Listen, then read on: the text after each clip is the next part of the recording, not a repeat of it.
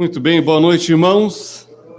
É uma alegria estar com os irmãos. Hoje eu já estive no Cibima, tivemos uma boa conversa com o pastor Valbert e o pastor João Alves. Mas eu esqueci a oferta.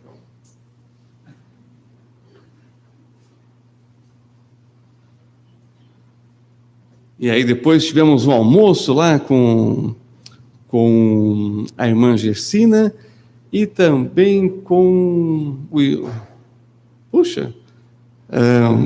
esqueci o nome do filho da irmã. O Tito, tão curtinho, tá vendo? Por isso que a gente esquece. Obrigado.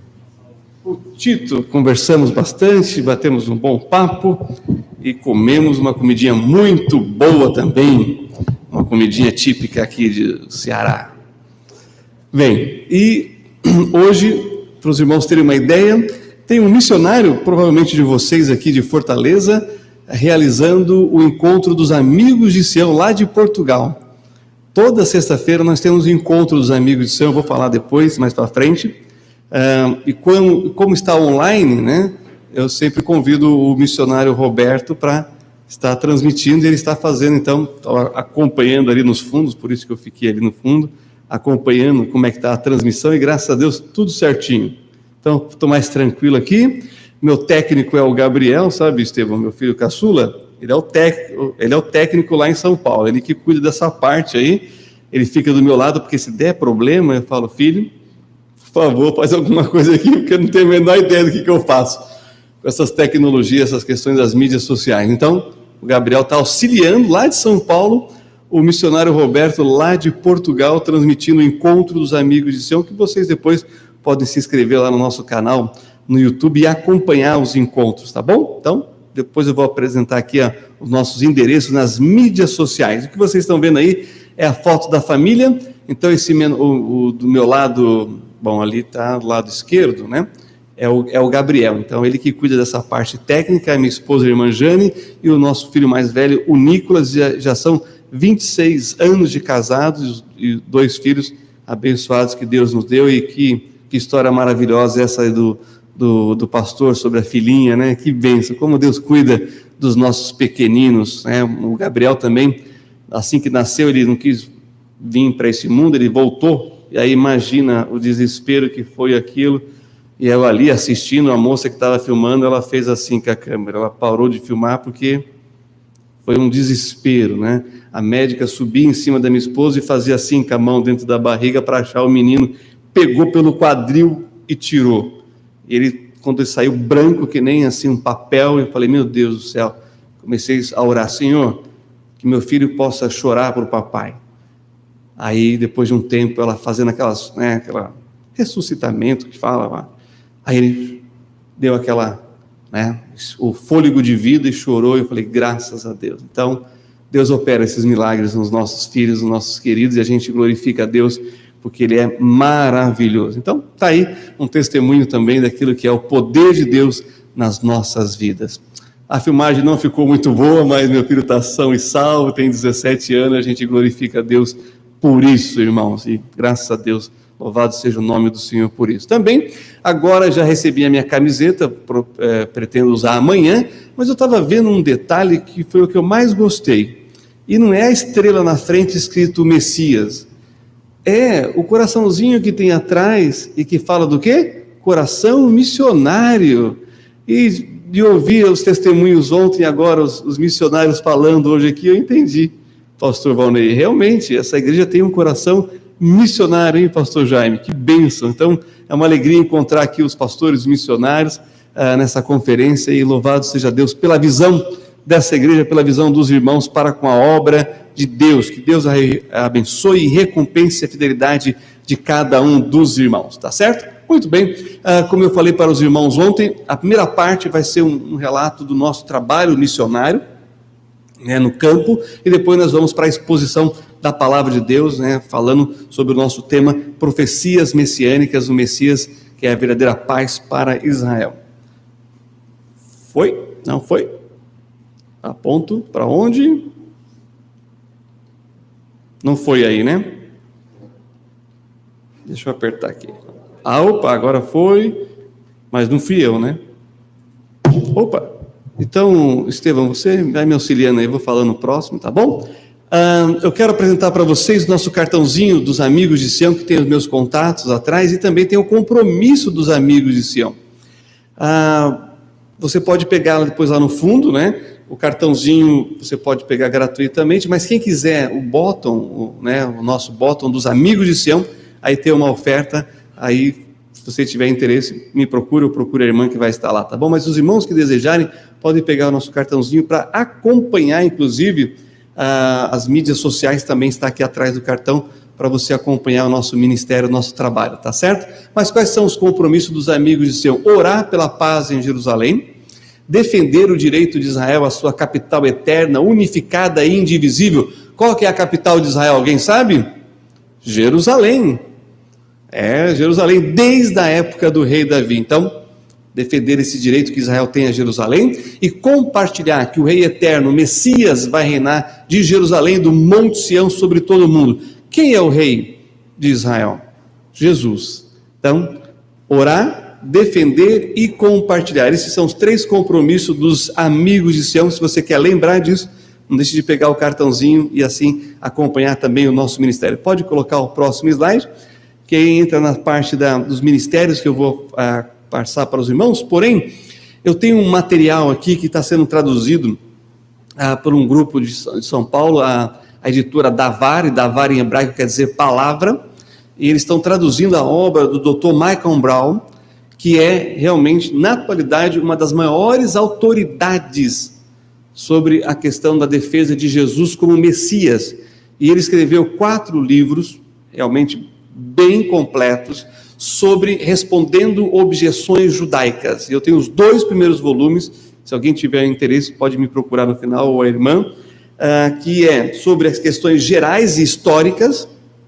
Nessa parte ele responde tudo aquilo que envolve a história de Jesus, desde o seu nascimento até a atualidade, que os judeus questionam, e ele é judeu, ele é doutor em línguas semíticas, né? Então ele é um profundo conhecedor das Sagradas Escrituras. Ele tem um programa que responde as perguntas ao vivo, né? Você pode acompanhá-lo também no YouTube, tá em inglês, né?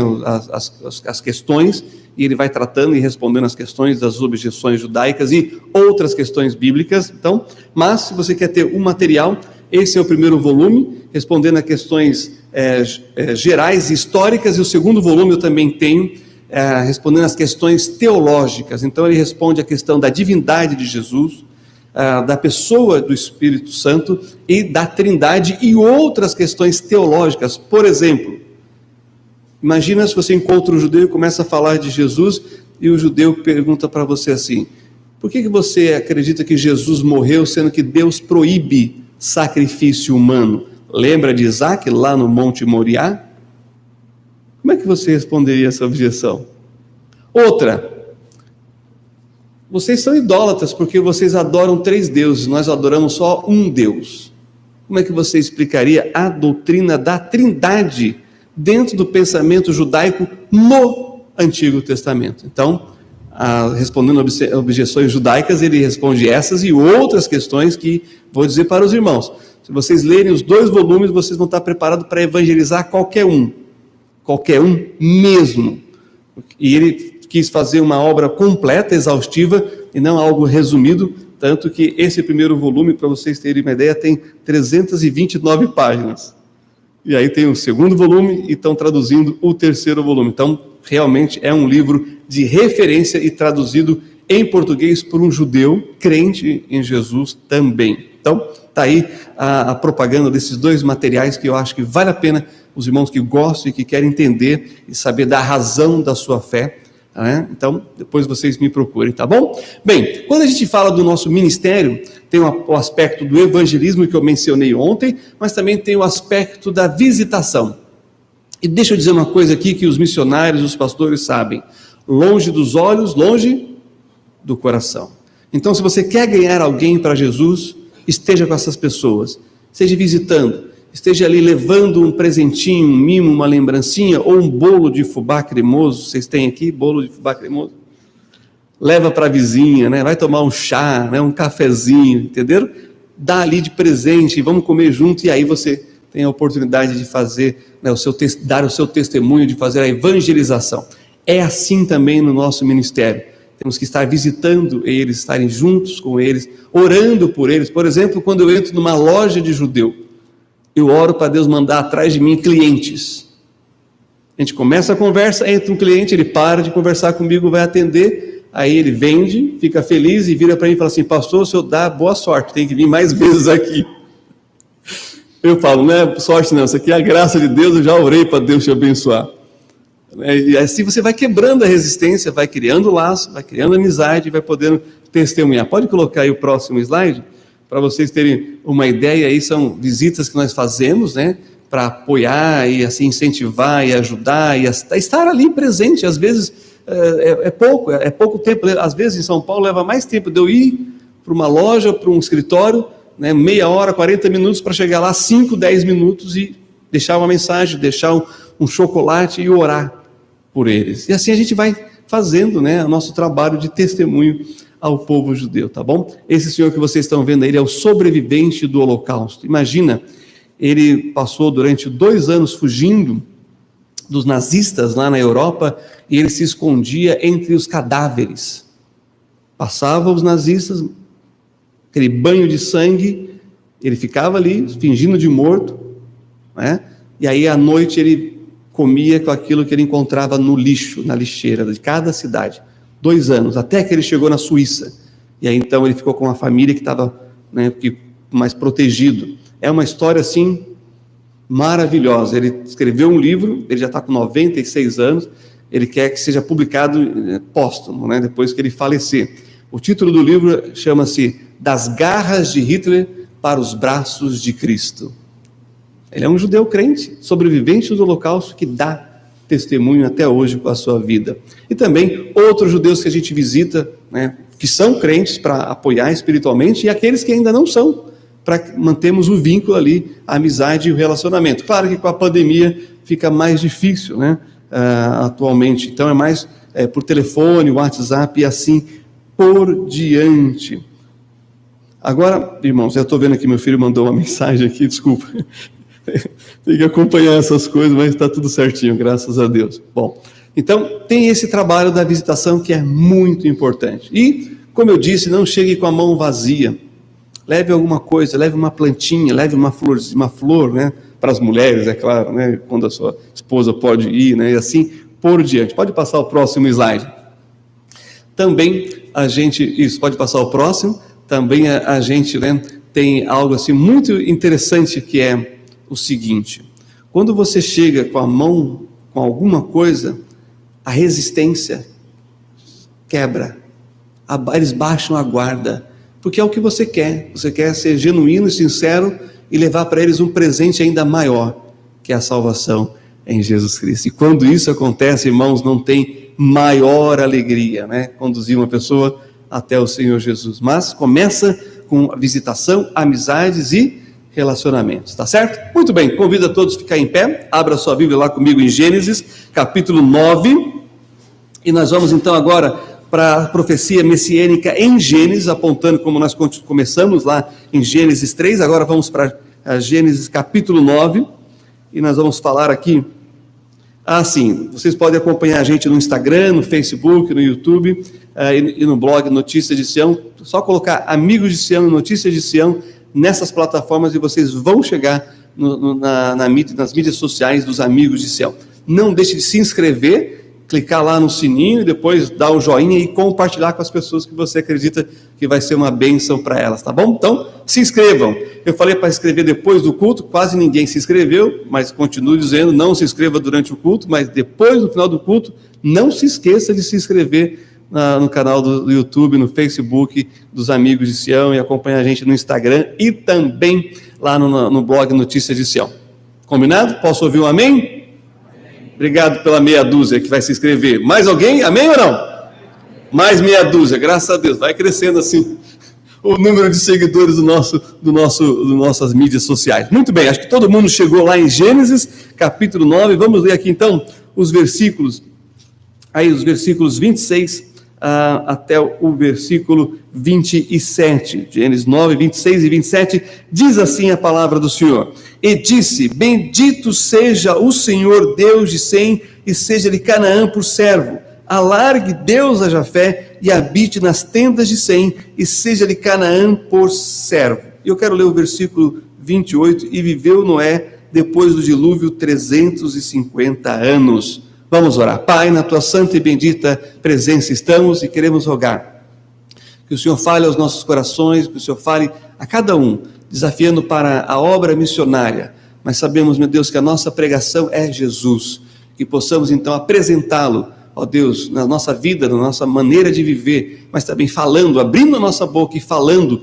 o cumprimento das profecias messiânicas do Antigo Testamento na pessoa bendita de Jesus, para que as pessoas venham a crer, pois sabemos que a fé vem pelo ouvir e ouvir da palavra de Deus. É o que eu te peço e agradeço por essa oportunidade, por os testemunhos que ouvimos, pelos louvores que entoamos, e que em tudo nessa noite o nome do Senhor seja glorificado nas nossas vidas, nessa igreja, em nome do Senhor Jesus, o Messias de Israel. Amém. Poder assentar, irmão. Muito interessante, uma coisa que eu vou ensinar para vocês já, fazendo o teste do hebraico, aqueles que já estudaram hebraico, é que nessa noite os judeus têm uma saudação muito especial. Eles falam paz do sábado, e em hebraico fica Shabbat Shalom. Não é fácil o hebraico? Shabbat Shalom. O que quer dizer isso? Paz do sábado. Então eu digo para vocês Shabbat Shalom, e vocês respondem? 3 só? Só 3? Todo mundo pode responder. É só Shabbat Shalom mesmo. Vamos lá? Shabbat Shalom. O que vocês estão desejando? A paz. A paz de quem? Do Sar Shalom, do príncipe da paz. Quem é o príncipe da paz? Jesus. Então, quando você, na sexta-feira à noite, né, que já é sábado para eles se cumprimentam nas sinagogas, lá em Jerusalém, Israel, e nas comunidades judaicas com Shabbat Shalom. Ou seja, eles estão desejando que tenham, né, a comunidade, cada um sábado de paz. Mas nós sabemos, a paz só há em Jesus, o Messias. É por isso que esse é o nome da nossa conferência. Olha que interessante, no seu texto aí, você percebe que a palavra Senhor está em caixa alta? Tudo maiúsculo? É isso? É assim que está na sua Bíblia? Sabe por quê? Essa é uma convenção que as sociedades, né, bíblicas tomaram uma decisão. Porque quando está em caixa alta, é o nome de Deus. E o nome de Deus é impronunciável, eles perderam a pronúncia do nome de Deus. Os judeus, né, não pronunciam o nome de Deus. Eles escrevem com as consoantes e eles vocalizaram com as vogais da palavra Adonai, Senhor, mas eles não pronunciam. Quando eles veem o nome de Deus na Bíblia, eles falam Adonai, que quer dizer Senhor. Literalmente quer dizer meus senhores. Então, as sociedades bíblicas colocaram Senhor em maiúsculo, né? Para não tomar o nome de Deus, em vão os judeus falam Hashem, o nome, ou Adoshem, o Senhor do nome, mas nunca eles pronunciam o nome de Deus. Já viram os judeus rezando lá no Muro das Lamentações, fazendo as suas preces? Não parece que às vezes eles vão bater a cabeça no muro? Vocês sabem por quê? Porque quando eles estão orando e que vem o nome de Deus que eles citam, Hashem ou Adonai, eles dobram o joelho.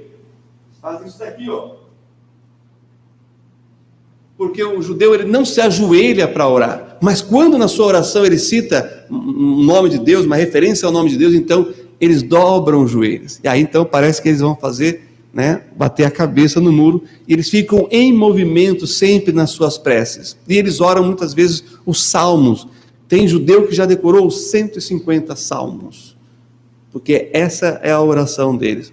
Então é por isso que tem essa palavra, a palavra Senhor em caixa alta. Então percebam que quem está falando aqui é o Senhor Deus. O nome de Deus está nessa profecia, e é uma profecia que ele vai falar com os descendentes de Noé. Então, nesses versos, nós temos a revelação de Deus, né, se relacionando àqueles que são da linhagem semítica.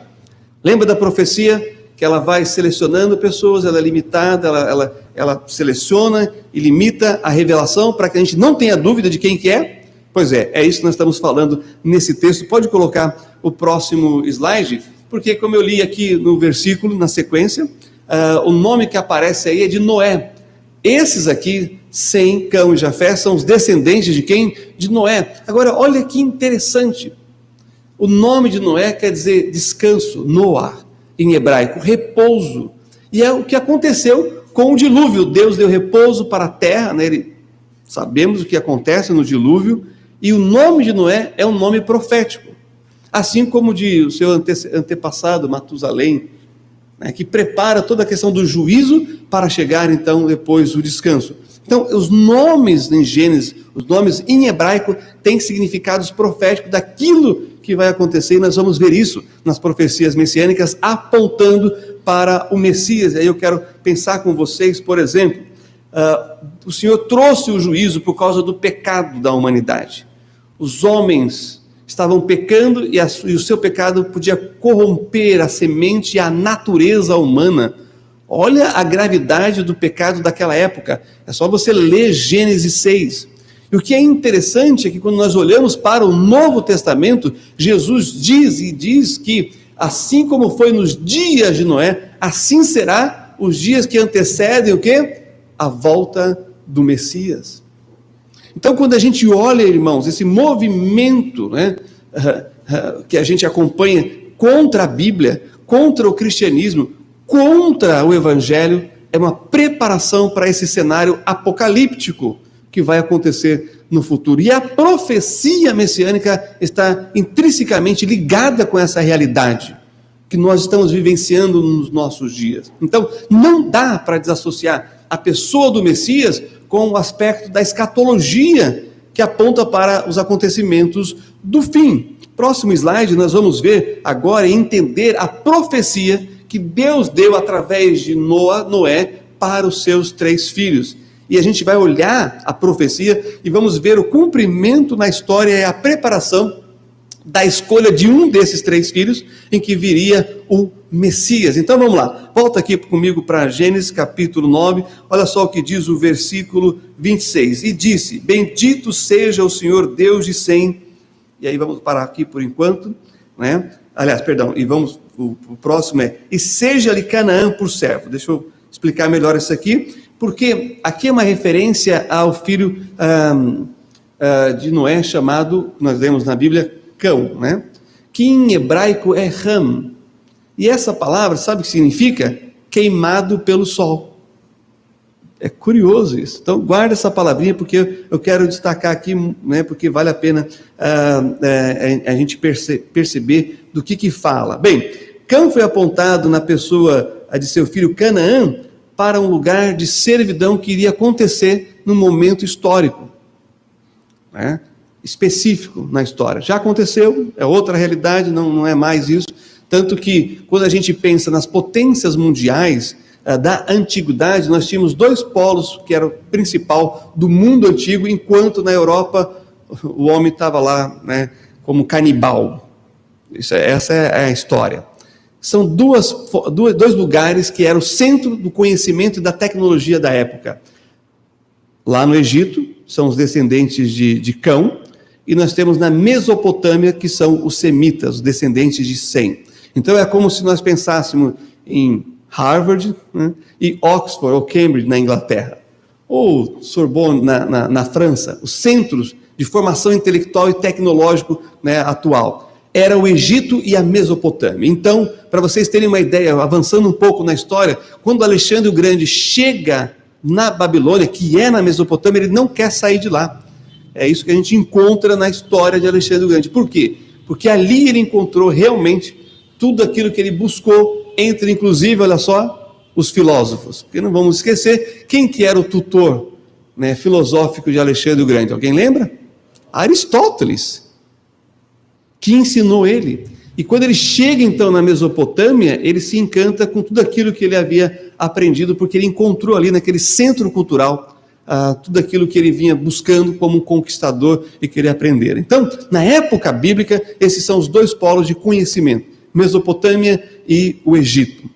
Claro, se você já esteve no Egito, esteve na cidade do Cairo, e você entrou naquelas pirâmides, ou você foi para o museu, você sabe do que eu estou falando. Nós não sabemos como eles construíram. Com toda a nossa tecnologia, não se reproduziu isso. Temos outras, né, façanhas da modernidade, mas continua sendo um enigma. Como é que eles conseguiram, naquela época, tantos, né, milênios atrás, fazer aquilo e a precisão em cima de uma astronomia que a gente só tem acesso hoje, com o Hubble da vida, com telescópios potentes, acessíveis a nós. Então eu fico pensando, imagina se com o conhecimento que eles tinham naquela época, eles tivessem a tecnologia que nós temos hoje, onde eles estariam?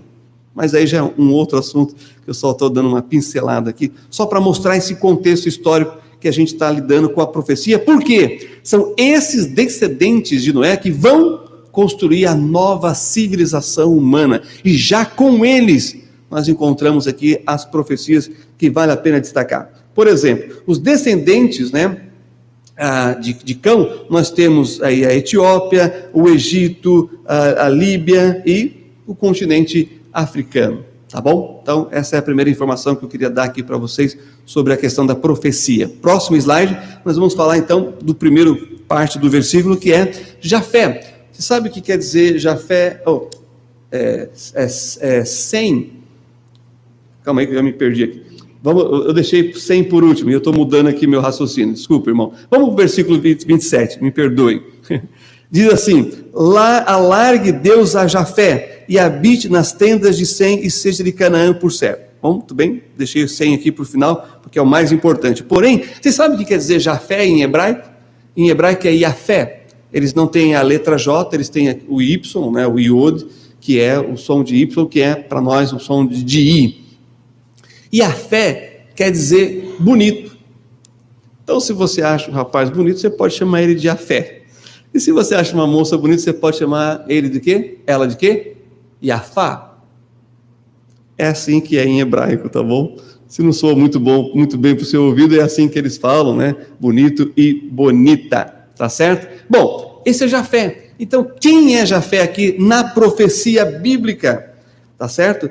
É a quem foi dado uma questão de prosperidade. Quando você lê a expressão alargue Deus a Jafé, é justamente esse contexto de prosperidade que será concedido aos jafetitas. E quando a gente olha para os jafetitas, sabe quem são? Os europeus. Olha que interessante, há um deslocamento do conhecimento lá da Mesopotâmia e do continente africano para o continente europeu.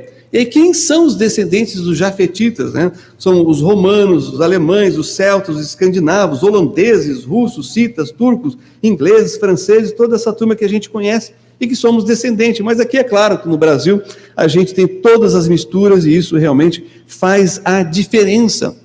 Muito interessante.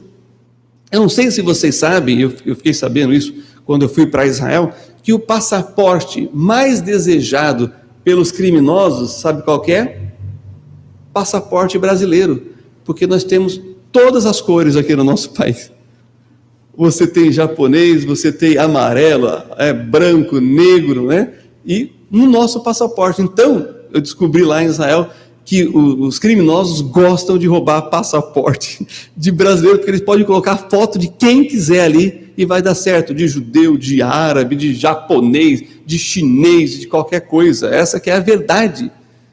Então, essa é a vantagem nossa também como povo brasileiro, porque a gente sabe lidar com todos os povos. Aliás, eu tenho amigos judeus e árabes, muçulmanos, que fazem negócio em São Paulo.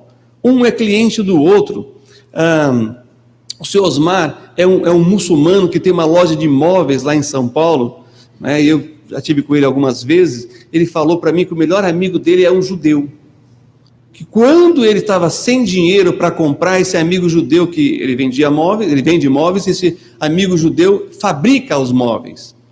E ele falou: eu não tenho condições de comprar. Esse fornecedor judeu disse: compra o que você quiser, pede o que você quiser e me paga quando você puder. Já viu um negócio desse? Um judeu e um muçulmano.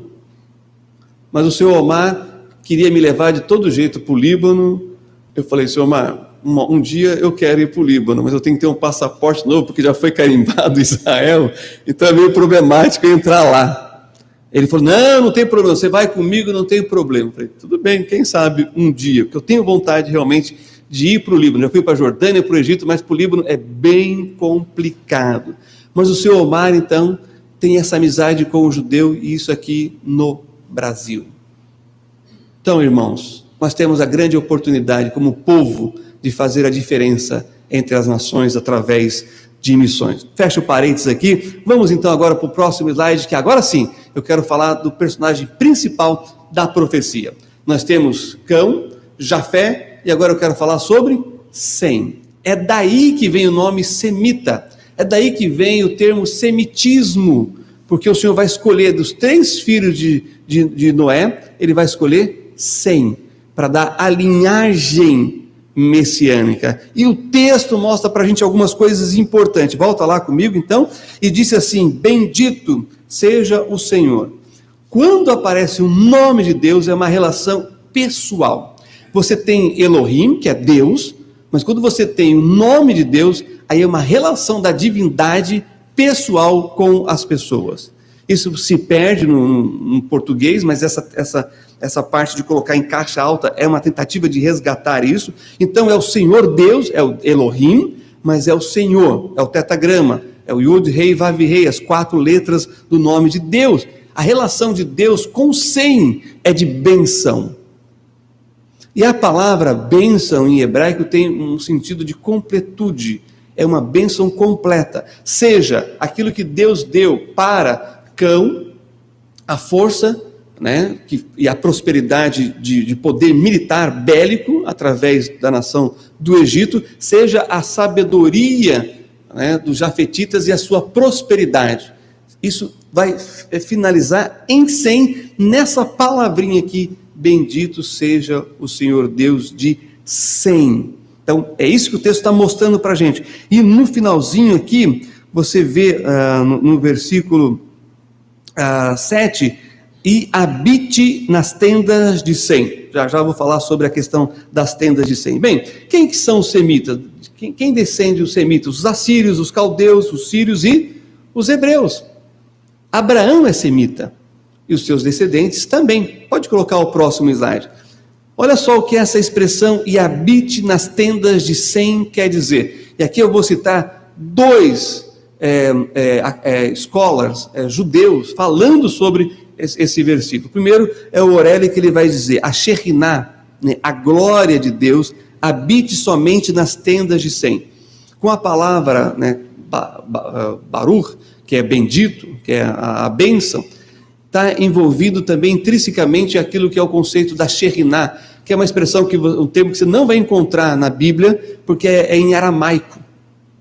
O termo Shekhinah, que quer dizer a manifestação da glória de Deus em profusão dos seus atributos em forma de luzes.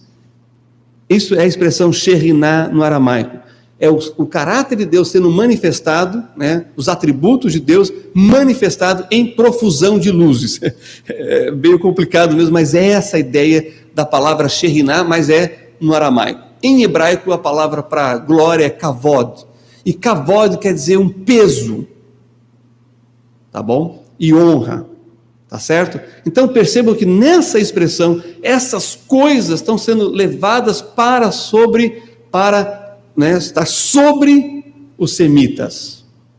E é eles que vão manter a fé e a religiosidade e o invocar o nome do Senhor e o temor a Deus. Porque nós sabemos que os outros 2 vão se desviar pelo caminho da história da reconstrução da civilização na face da terra. Bem, e o que o Delitzsch vai dizer? Ele vai dizer que é o seguinte, que o proto-evangelho anunciou uma salvação futura na semente da mulher. A linguagem aqui relaciona a futura semente da mulher, né, com o nome de Deus e com o descendente de Jacó, que é Sem. Como eu falei para vocês, quando o judeu lê o nome de Deus, ele não cita o nome de Deus, não se sabe a pronúncia, os acadêmicos ficam debatendo, não tem fim. O meu professor de súmula judaica, judeu, nascido em Jerusalém, ele falou como é que ele pronuncia o nome, né? Eu falo aí um outro escola, um outro acadêmico discorda, então eu já desisti. Mas você já deve ter ouvido Javé, né, Yahweh, Yehová, né, são todas possibilidades. Yahuá também é uma outra, tem uma turma que pronuncia assim, porém, eu já desisti de debater sobre isso e já desisti de discutir sobre o assunto, porque vamos saber quando o Senhor chegar. Bom, porém, a palavra Sem, em hebraico é Shem, que quer dizer nome. E a expressão que o judeu usa para se referir a Deus, assim, fora da sinagoga, é Hashem. Hashem quer dizer o nome. Então, percebam, irmãos, que o nome desse filho de Noé carrega nele o quê? O nome de Deus. Por isso que se destaca aqui na profecia, e nós vamos entender o chamado de Deus para com Abraão. Então, no próximo slide, vamos fechar essa parte e dizer o seguinte: abra lá comigo o cumprimento dessa profecia, lá em Lucas capítulo 3, e vamos ler aqui o versículo 23. Então, em quem se cumpriu essa profecia de que o Messias deveria ser semita? Estou dando um salto aqui, né, para mostrar que Jesus é descendente de Sem. Vai lá comigo, Lucas capítulo 3, vamos ler aqui o versículo 23. Olha só o que diz. Vou ler para os irmãos. E este mesmo Jesus estava como que começando os 30 anos, sendo como se cuidava filho de José, e José de Eli. Agora vai para o versículo 36. E Salá de Cainã, e Cainã de Arfaxade, e Arfaxade de quem? Sem. E Sem de Noé, e Noé de Lameque, assim vai chegar até Adão. Perceberam? Jesus é descendente de Sem, cumprindo assim a profecia messiânica. Pode colocar o próximo slide, que está aí a referência sobre essa origem semita do Senhor Jesus. É claro que quando a gente pensa assim, quem são semitas? Os árabes também são semitas, né? Os caldeus também são semitas, que estão na Babilônia até hoje, é um grupo menor, mas existem, né? Os sírios, né? O norte do Iraque e assim por diante. Mas quando a gente ouve semita, quem que a gente lembra? Dos judeus. Por quê? Porque o antissemitismo só é aplicado contra os judeus. Você não tem o antissemitismo contra os árabes, por exemplo, mas você tem o antissemitismo contra os judeus, tá bom? Então ficou mais exclusivo aí esse aspecto para os judeus e os seus descendentes. Porém, os árabes também são semitas e muitos outros grupos étnicos que tem lá na região do Oriente Médio. Por exemplo, os curdos, né, os drusos, são também de origem semita, tá certo? Então, só para vocês entenderem isso. Porém, o antissemitismo, quando a gente ouve, é exclusivo contra, infelizmente, né, contra os judeus. Próximo slide. Então, agora nós vamos para uma outra profecia muito importante, e aqui é mais uma base importante para a gente lançar, para a gente compreender, que é a chamada de Abraão. Abraão descende de quem? De Sem.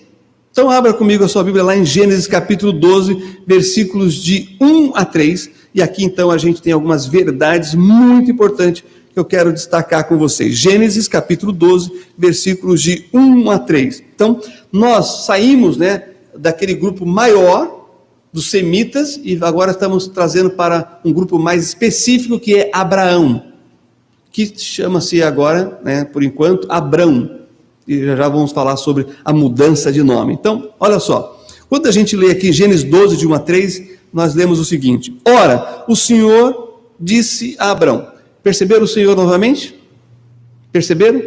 Deus tratando com o seu nome, se referindo a Abrão. Sai-te da tua terra, da tua parentela e da casa de teu pai para a terra que eu te mostrarei, e far-te-ei uma grande nação, e abençoar-te-ei e engrandecerei o teu nome, e tu serás uma bênção, e abençoarei os que te abençoarem, e amaldiçoarei os que te amaldiçoarem, e em ti serão benditas todas as famílias da terra. Vamos então entender essa passagem, pois A revelação de Deus está ligada aqui com Abraão. E aí então no próximo slide nós temos o contexto histórico em que o Senhor chamou Abraão. Pode passar o próximo slide. Olha que interessante aí, que nós temos nesse gráfico para ilustrar. Você tem numa ponta Ur dos Caldeus. Existem 3 possibilidades de Ur, né? Então os arqueólogos ainda estão em discussão, porém é ali na Mesopotâmia, naquela região mais do sul, tá bom? Porém, você tem essa discussão entre os arqueólogos. Eu fiz uma palestra na USP como aluno, né? E falando para os doutores e o pessoal, aí teve uma pessoa que veio reclamar comigo sobre o Ur dos Caldeus, que eu falei uma só. Ele não, você não pode fazer isso, tem 3 Ur, você não sabe isso. Eu sei, mas eu só queria falar de Ur. Mas você, eu falei, tudo bem, muito obrigado, professor, na próxima vez, então estou aqui obedecendo ao meu professor, falando para vocês, olha, tem mais de uma Ur, tá bom? Está em disputa ainda entre os arqueólogos, porém, é de lá que saiu o nosso patriarca. E se vocês olharem aí, tá vendo que ele sobe para depois descer? Por que nós não aplicamos a regra da física? Qual é a menor distância entre um lugar e o outro? E por que ele não fez uma reta? Porque é deserto, ele não ia chegar vivo do outro lado. Ele sobe seguindo, sabe o quê? O rio Eufrates. É por isso que ele vai parar lá em Harã, na Síria, para depois descer para a terra de Canaã. Ele vai seguindo ali com o seu rebanho, né? A parte da água, que é vital, né? Em qualquer civilização, em qualquer cultura, em qualquer povo, a água é vital. Então é por isso que ele sobe para depois descer para Canaã. Então vamos entender aqui algumas coisas importantes. No próximo slide nós temos o chamado. Deus chamou Abraão, que significa pai elevado. De uma maneira extraordinária, nós conhecemos a história. E ele mudou o nome de Abrão para Abraão. Isso aqui é muito interessante. Por quê? Abrão quer dizer pai elevado. Agora, Abraão quer dizer pai de uma multidão. Só que o acréscimo que foi colocado no nome de Abraão é uma daquelas letras do nome de Deus. Lembra? Ele é um semita, Shem. Então, Deus coloca o seu nome na mudança do nome de Abraão para fazer o quê? Que Abraão cumpra aquilo que ele havia prometido, que é ser pai de uma multidão. Esses detalhes a gente vai percebendo justamente no estudo do hebraico. Porém, na vida dos patriarcas vai fazendo todo sentido, porque eles vão percebendo a mudança e a transformação do agir de Deus nos propósitos eternos. E isso, eles se fiam nisso, e eles veem acontecendo o cumprimento disso. No próximo slide, nós temos ali algumas coisas importantes. 5 promessas que eu quero destacar com vocês. Primeiro, a promessa de fazer de Abrão uma grande nação. Diz respeito à bênção nacional. Fazer dele um povo, uma nação. Ele não viu isso acontecendo, nós sabemos disso. E a segunda promessa é dar a Abrão um grande nome. Isso diz respeito a uma bênção pessoal. Deus vai estabelecer uma aliança de sangue com Abraão. Isso vai fazer com que Abraão seja realmente essa pessoa abençoada. No próximo slide, a terceira promessa, Deus vai dar a Abraão uma bênção que nós entendemos como uma bênção terrena. Uma terra que vai para uma terra que eu te mostrarei. E é muito interessante, porque Abraão não vai possuir a terra, a não ser o campo de Macpela, e no final vamos falar sobre isso. Porém, quando ele sai com o seu clã e vai de uma cidade para outra, sabe o que ele está fazendo? Demarcando a terra que Deus prometeu para ele. Ele não sabia qual era, mas Deus vai mostrando em cada lugar que ele vai passando. E nós temos aqui a quarta promessa, que é conceder bênçãos através de Abrão, que é a bênção espiritual, que nos diz respeito, afeta cada um de nós. E a quinta e última promessa, abençoar grandemente os que abençoarem Abraão. Isso fala de bênção de relação, porque o texto diz para a gente, abençoarei os que te abençoarem, mas para por aí? Não, amaldiçoarei aqueles que te amaldiçoarem. Sabe o que isso quer dizer? Que todos aqueles que se levantam contra Abraão e seus descendentes, em última instância, estão se levantando contra quem? O próprio Deus. Isso é muito sério, irmãos. Nós não podemos nos ver lutando contra Deus, porque nós somos descendentes de Abraão pela fé, e nós vamos falar sobre isso. Pode passar o próximo slide? Aí tem um desenho que mostra justamente isso que eu estou falando para vocês. ele foi passando pela terra prometida. Ele não dominou nada, ele não conquistou nada, mas ele foi demarcando. Através da sua peregrinação pela terra prometida, Deus foi mostrando para ele aquilo que seria dos seus descendentes. Pode passar o próximo slide. Aí no capítulo 15, Deus imputa, né, a fé, a salvação a Abraão, através da fé, e creu Abraão, isso foi imputado por justiça. No capítulo 15, ele faz também o pacto com Abraão e mostra os limites da terra. Ele tem ele dorme, quando ele vai fazer aliança, ele parte os animais no meio e faz um corredor de sangue, que quer dizer uma aliança de sangue, é que se só acaba o acordo, o contrato, a aliança, quando um dos pactuantes morrer. É por isso que Deus passa sozinho entre as metades, porque Deus não morre. Isso quer dizer que o Senhor estava selando uma aliança com Abraão, que é uma aliança eterna, ao passar sozinho no meio dos animais. Depois, então, Abraão acorda e Deus, então, mostra para ele. E no capítulo 17, ele vai falar para Abraão, que vai mudar o nome de Abrão para Abraão, e ele vai se apresentar como El Shaddai, o Deus Todo-Poderoso. Ele não só sela com sangue, mas ele garante com todo o seu poder e a sua força que Abraão, né, agora pai de uma multidão, vai ter essa aliança se cumprindo entre os seus descendentes. Bom, o que acontece? Deus passa essa aliança abraâmica para Isaac, é o próximo slide. E aqui é muito interessante, porque Isaac é o filho da promessa, está lá em Gênesis 17, Deus prometendo um filho para eles, e aí então Isaac vem do hebraico Itzhak. Sabe o que quer dizer Itzhak? Riso. Por que riso? Porque Abraão já tinha, né, estava amortecido no seu corpo para poder produzir, e também a matriarca Sara já não ovulava mais, não podia dar filho. Aí você vê o milagre que é a instituição desse povo. Aliás, Rebeca também era estéril, Isaac orou por 20 anos, Raquel também era estéril. O que ela falou para Jacó? Ou me dá um filho ou eu morro, ou tipo assim, morro e você vai junto. É mais ou menos assim que as mulheres estavam falando naquela época. E aí ele falou, estou no lugar de Deus, por acaso? Ele passa a bola para Deus, vai resolver com ele. Você quer me matar, você quer morrer e me levar junto? Vai resolver com Deus. Aí Deus, irmãos, Deus é misericordioso. Vou voltar para Sara, mas Deus dá um filho para Raquel. Qual é o nome do filho que Raquel tem? Qual é o nome do filho de Raquel? José. Sabe o que quer dizer José, irmãos? Yosef em hebraico? Que Deus me acrescente. Olha quem é Raquel. Ela não tem nada, não tem ninguém, não pode ter. Quando Deus dá, ela fala, eu quero mais um.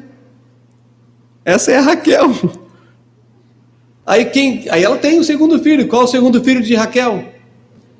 Benjamim, em hebraico. Mas não foi esse o nome, esse é o nome que o pai deu. Qual foi o nome que ela deu? Benoni. Imagina você, como é que se chama? Matei minha mãe. Vai sofrer bullying na escola. Qual é o seu nome? Ah, matei minha mãe. É isso que quer dizer. O que aconteceu quando nasceu o menino? Ela morreu. Ela morreu no parto. Ela não queria mais um? Olha só o que custou para ela. A Raquel é realmente uma das matriarcas mais interessantes para a gente pensar, né? Benoni. Aí o Jacó olhou e falou assim, eu vou gastar dinheiro com psicólogo, terapeuta, psiquiatra, tem que mudar o nome desse menino. Aí ele põe o nome do menino para Benjamim, filho da minha destra, filho da minha força. Pronto, acabou. Não vai ter mais bullying na escola. Já vou voltar para Raquel. Voltando para Sara. Como que era o nome de Sara? Sarai. Ele tira aquela letra do nome de Deus e fala, você não vai ser mais Sarai, você vai ser Sara. Sarai quer dizer minha princesa. Sara quer dizer princesa. E aí então ela dá a luz a Isaac. Volta para Isaac. O que quer dizer Itzhak? Riso. Por quê? Imagina a Sara levando o Isaac para o playground e as mães ali com as outras crianças perguntando, é o seu netinho? Ela vai dizer o quê? Não, é meu filho. Aí, né? Vira o riso. Por quê? Porque ela riu na tenda das mulheres quando Deus falou que eles iriam ter um filho. Aí Deus falou, vai chamar Isaac. E vão rir de você, porque você, uma velhinha, vai estar dando de mamar para o filhinho. E as outras mulheres vão pensar, o que é isso? Meu Deus do céu. E vão rir. Mas rir de alegria, porque ela era estéril e deu à luz e se tornou a matriarca que nós conhecemos, né, do povo de Israel. Então, essa é a história de Isaac. Para o próximo slide, eu quero falar sobre Yaakov. Jacó. Yaakov quer dizer aquele que pega no Yakev, calcanhar. Não foi assim que ele nasceu? Grudado no calcanhar do irmão? Suplantador, irmãos, é o nome dele. E aí você conhece a história de Jacó. Passa-se a aliança abraâmica para Isaac, e de Isaac passa para Jacó, e aí é um outro assunto, deixa para os pastores pregar sobre isso. Mas eu quero destacar uma outra coisa que para mim é muito importante quando a gente pensa nas profecias messiânicas para chegar em Jesus, e o meu tempo está esgotando, mas eu estou chegando no final também. Vá lá comigo para Gênesis capítulo 32.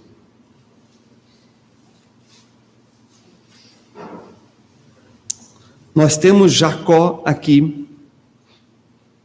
Ele está voltando de Labão, vocês sabem a história, e ele vai passar pelo reino de Edom. Edom é o outro nome dado a Esaú. Edom vem da palavra Adon, não senhor, mas num sofito, que quer dizer vermelho, porque quando ele nasceu ele era ruivo. Tá bom? Ele vai passar ali, e o que o irmão dele prometeu quando Isaac abençoou Jacó, pensando que era Esaú? Ele falou, quando o nosso pai morrer, eu vou te matar. Agora Jacó está vindo e tem que passar. Então o que ele faz? Ele manda presentes para Esaú. Para quê? Para aplacar a ira.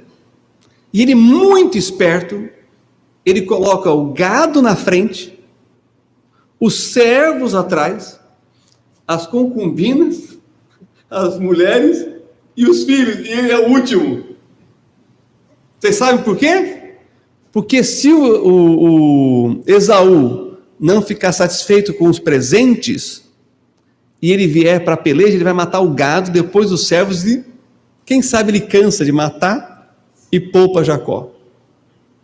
Irmãos, esse é o pensamento do homem bíblico. Se a gente não entender a cultura, a gente não sabe interpretar certas passagens que parece que não tem significado ou porquê.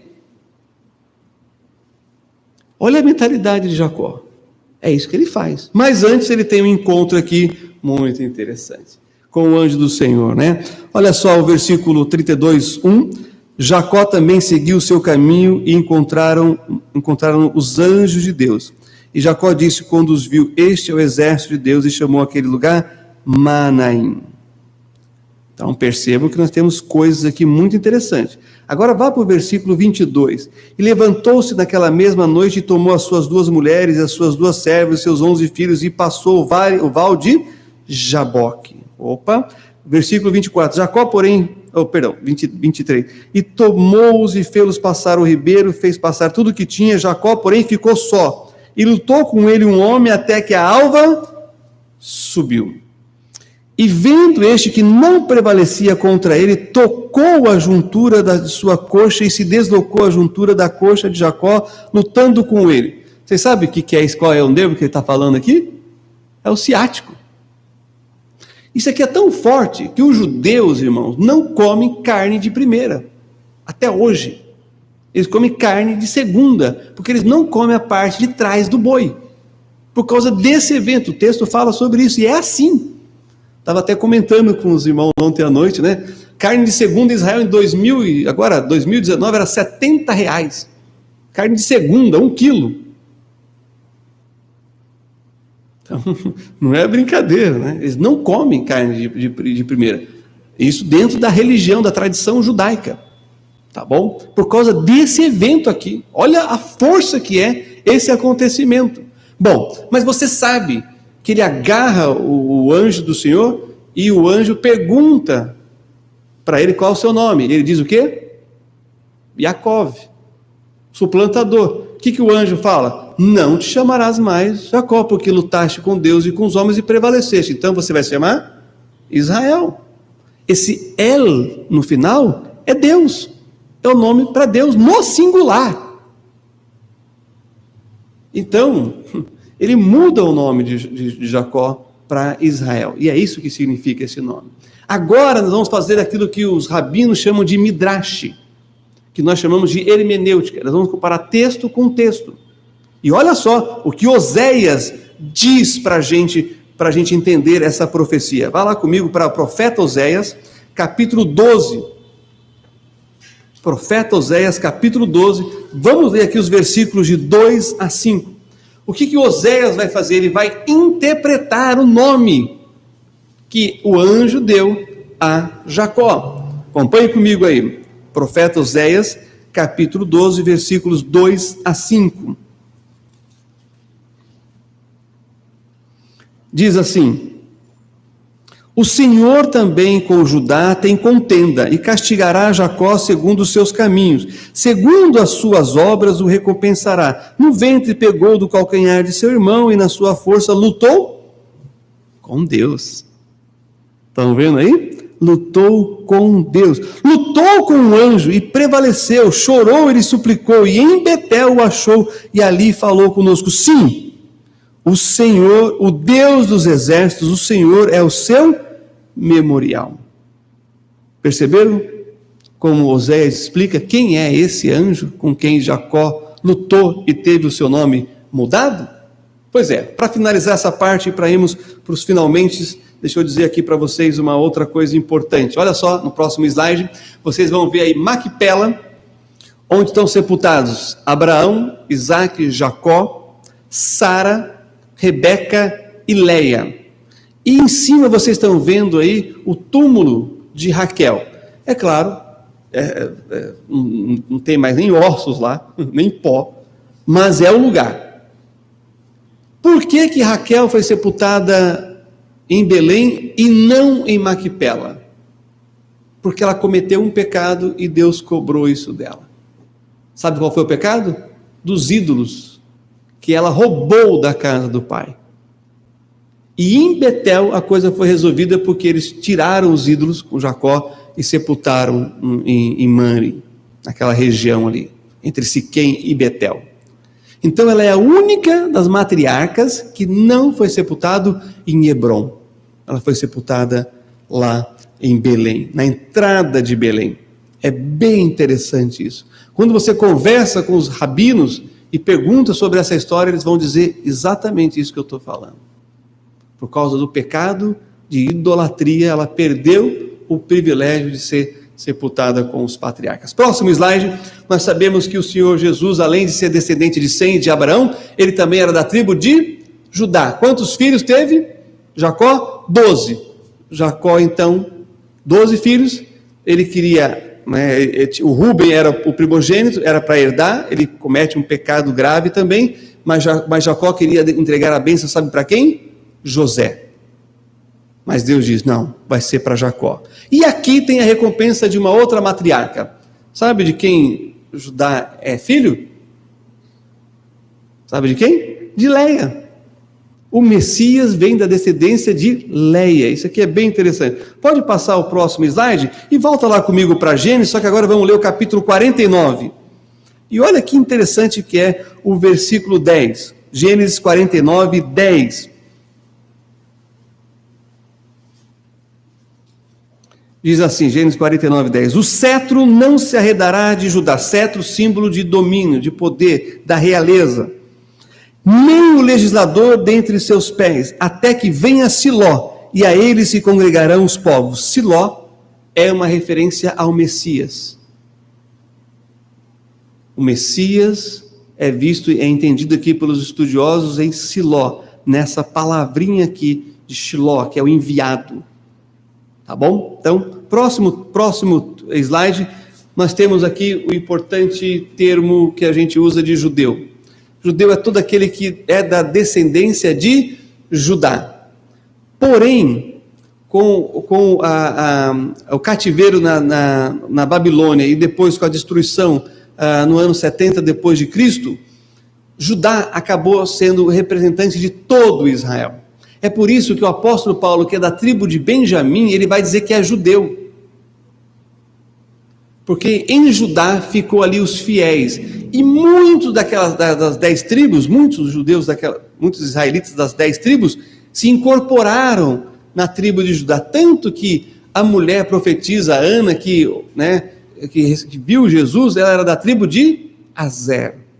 É por isso que o termo judeu hoje compreende todos os descendentes de Abraão. Porém, eles sabem e eles estão aguardando uma intervenção divina para aquilo que nós chamamos de as 10 tribos perdidas de Israel. Deus vai separar isso. Eu não sei se vocês sabem, mas os curdos no norte do Iraque, eles dizem que são os descendentes das 10 tribos de Israel. Mas isso é um trabalho para Deus separar e selar as tribos de Israel. Agora então vamos para o cumprimento em Jesus. Abra sua Bíblia comigo lá em Mateus capítulo 10. Pode colocar o próximo slide e assim nós vamos concluindo a nossa mensagem.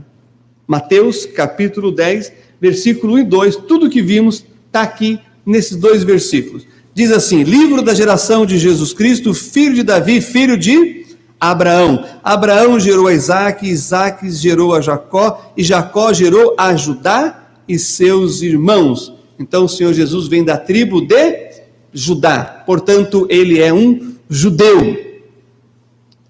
Irmãos, deixa eu dizer uma coisa para vocês. Nós não podemos rejeitar os judeus, porque o maior de todos os judeus jamais nos rejeitou. E o maior de todos os judeus dos judeus, quem é? O Senhor Jesus Cristo. E por último, vá comigo pode colocar o próximo slide, mas vamos para Gálatas. Gálatas capítulo 3, versículo 7. Vamos entender tudo isso que vimos de Sem e de Abraão nessa fala do apóstolo Paulo em Gálatas capítulo 3, versículo 7. Depois vamos ler os versículos 8 e 9. E estamos chegando aqui ao final, irmãos. Obrigado pela paciência e pela compreensão para eu poder dar todo o conteúdo. Olha só o que nós temos aqui em Gálatas 3, 7. Sabei, pois, que os que são da fé são filhos de Abraão. Nós, irmãos, somos filhos de Abraão pela fé. Deixa eu dizer um testemunho da minha esposa com uma senhora judia. Ela começou a falar de Jesus, mostrar as profecias messiânicas, e aí essa senhora judia olhou para ela e falou assim: mas eu sou judia, e eu aguardo o Messias. Eu cresci ouvindo falar que o Messias vai vir. Aí minha esposa disse: não, o Messias já veio, e eu criei, porque a senhora é filha de Abraão e eu também sou. Aí ela olhou e falou assim: como assim, você também é judia? Ela falou assim: não, é que eu sou filha de Abraão pela fé. Ela: como assim? E ela mostrou essas passagens aqui. E essa senhora orou com a minha esposa, reconhecendo Jesus, pelas profecias messiânicas, por esses textos que eu estou lendo com você aqui. E quando ela terminou de orar com a minha esposa, sabe o que a minha esposa disse para ela? Agora a senhora é filha de Abraão 2 vezes, pelo sangue e pela fé. Ela ficou tão feliz, irmão, vocês não têm ideia a alegria dela, de poder reconhecer Jesus como Messias, porque ela, como eu disse, ela cresceu na sinagoga ouvindo falar que o Messias ainda viria, e a minha esposa mostrou estas profecias messiânicas e comprovou que Jesus é o Messias prometido. Olha o versículo 8 e 9, pode colocar o próximo slide só para ilustrar. Diz assim: ora, tendo a Escritura previsto que havia de justificar pela fé os gentios, anunciou primeiro o evangelho a Abraão, dizendo: todas as nações serão benditas em ti, de sorte que os que são da fé, os que são da fé são benditos com o crente Abraão. E aqui eu concluo dizendo justamente isso. A humanidade foi abençoada através de Abraão pela fé. E todos aqueles que creem no Deus de Abraão, Isaque e Jacó e reconhecem Jesus como Messias, são filhos de Abraão pela fé. Que Deus abençoe os irmãos. Obrigado pela paciência. Vamos orar com o pastor Valnei, que vai chegar nesse momento.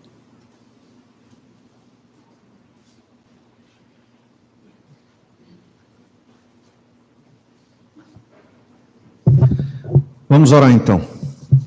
Pai, te agradecemos muito por tua graça e misericórdia, pela bênção de observar na tua palavra como o teu plano remonta a tempos imemoriais, como o Senhor tem traçado um plano de amor, de redenção, desde os tempos bíblicos, desde o início, desde Gênesis 3,15 até os dias de hoje, e que privilégio o Senhor nos dá de conhecer o Senhor Jesus Cristo, o Messias prometido, cumprindo as promessas do Antigo Testamento.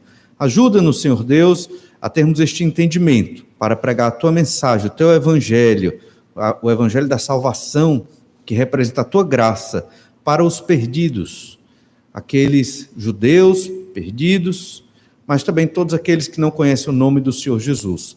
Abençoa-nos, ó Pai, nos dá essa força e esse entendimento. E obrigado pela bênção de hoje da tua palavra que nos instrui. Te agradecemos em nome de Jesus. Amém. Graças a Deus pelo tempo de hoje à noite, realmente foi uma bênção com os desafios missionários, a mensagem pregada e o momento de adoração ao Senhor. Agradecemos muito ao pastor Alexandre e certamente ainda temos amanhã à tarde, às 16 horas, não é isso? Se eu não estou enganado, nós teremos 2 cursos funcionando aqui na igreja, então você deve vir para estar participando. Não sei se o pastor Alexandre estará também, mas eu acho que é bom ele descansar à tarde, né? Porque senão não aguenta. Também, o almoço com certeza, e à noite nós estaremos às 18 horas, mais cedo no sábado, 19 horas, 7 horas, mais cedo no sábado, que quinta e sexta foi às 19h30, e aí teremos nosso culto também, mas venha à tarde, participe desses cursos, serão muito interessantes, que envolvem o contexto de Israel. Tem o irmão Wanderson, o irmão Manuel, ministrando os 2 cursos, certo? Vai ser um tempo muito especial também. E domingo, obviamente, 9 da manhã e às 18h30. Então, vamos participando assim. Agora teremos um pós-lúdio. Você pode estar orando silenciosamente, agradecendo ao Senhor pelas bênçãos de hoje, conversando com o Senhor sobre tudo que o Senhor tem nos ensinado nesses dias. Deus abençoe a todos, uma boa noite e até amanhã.